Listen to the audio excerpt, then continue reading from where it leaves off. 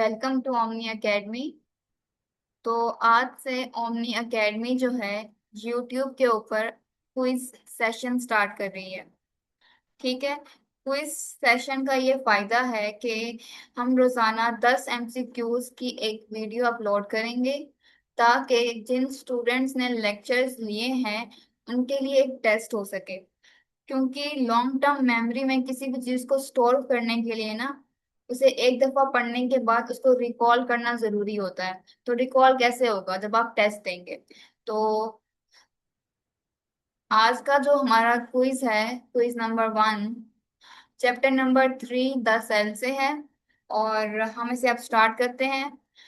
मैं स्टेटमेंट बोलूंगी, 2 सेकंड के लिए पॉज आएगा और आपने जो है आंसर सोचना है अपने दिमाग में। उसके बाद मैं आंसर बताऊंगी कि उस स्टेटमेंट का आंसर क्या था। So let's start. आज का पहला एमसीक्यूज है, which is the unit of life?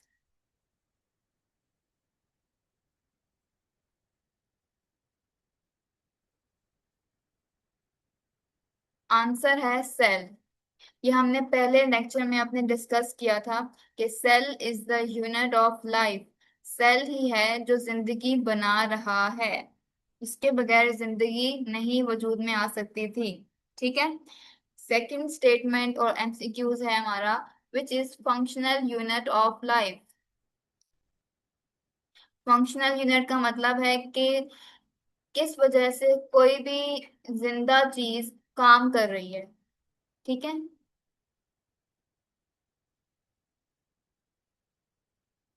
Answer है सेल। ठीक है, ये भी हमने अपने पहले लेक्चर में ही डिस्कस किया था कि सेल जो है हमारे या किसी भी जानदार को काम करने में मदद करता है। सेल वो चीज है जो अपना एक्शन परफॉर्म करती है, जिसकी वजह से ह्यूमन एज अ होल अपना कोई भी काम करता है। ठीक है। तीसरा सवाल क्या है? What is the structure unit of life?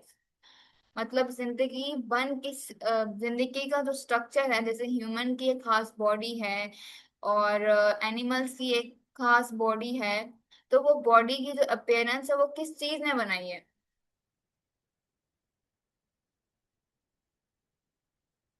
Answer है सेल। ठीक है। नेक्स्ट स्टेटमेंट है हमारे पास, what is the building block of all living organism? मतलब बस ये क्या चीज है जिसको हम ब्लॉक बाय ब्लॉक रखें, मतलब ईंट के ऊपर ईंट रखें, तब जाके एक लिविंग ऑर्गेनिज्म बनता है। वो एक बुनियादी ईंट जो है, जो हमने रखी, वो क्या थी?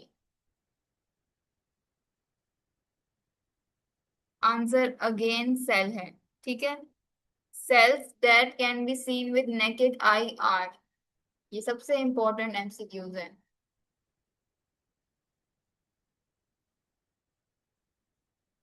आंसर है egg cell of an ostrich और अमीबा।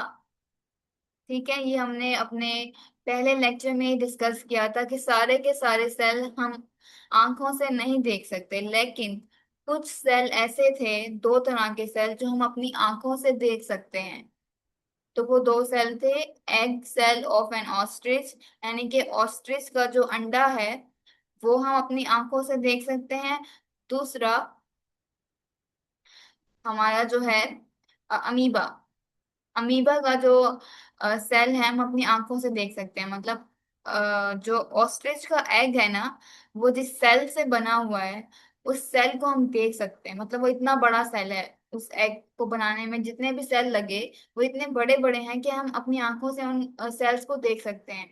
और दूसरी हमारा क्या है, दूसरी ऑप्शन क्या हो सकती है इस स्टेटमेंट में? अमीबा। अगर दोनों आए तो बोथ का ऑप्शन चूज करना है, अगर एक आए तो अगर अमीबा लिखा है तो अमीबा चूज कर लें, अगर एक्सेल ऑस्ट्रिच लिखा हुआ है तो वो चूज कर लें। अगर बोथ का ऑप्शन है तो दोनों को चूज करें। अगला है हमारे पास, which forms the foundation of life? Answer फिर से सेल है। जिंदगी की बुनियाद किस चीज से रखी गई है? सेल से रखी गई है। Who discovered the structure of cell? Cell का स्ट्रक्चर सबसे पहले किसने जो है डिस्कवर किया था?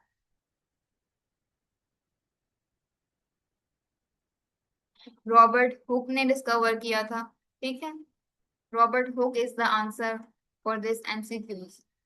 अगला एमसीक्यूज है, in which year cell was discovered? किस साल के अंदर सेल को डिस्कवर किया गया था?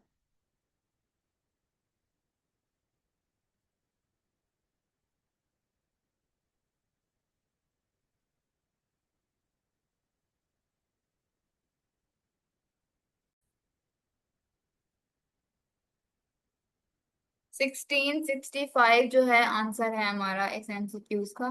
1665।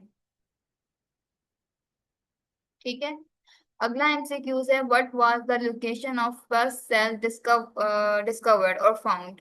यानी कि वो कौन सी जगह थी, वो कौन सा मतलब स्ट्रक्चर था जहां पे हमने पहली बार जो है वो सेल को निकाला और कहा कि इस चीज को हम सेल कहते हैं।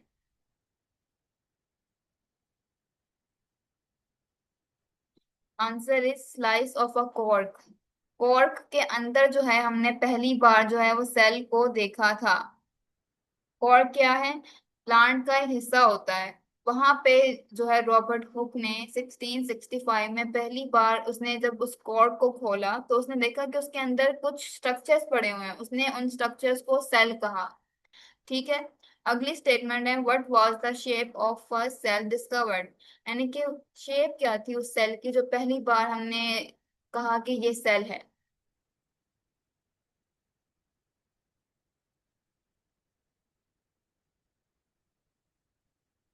बॉक्स लाइक स्ट्रक्चर, मतलब डब्बे की तरह आगे थे, बॉक्स बॉक्स लाइक स्ट्रक्चर्स थे। ठीक है, सो दिस इज इट। आज का क्विज ये था, और ये सारी बातें हमने लेक्चर नंबर 1 में अपने डिस्कस की थी। तो आप लोगों को सारा रिकॉल हो गया होगा वो लेक्चर। ठीक है, सी यू टुमारो।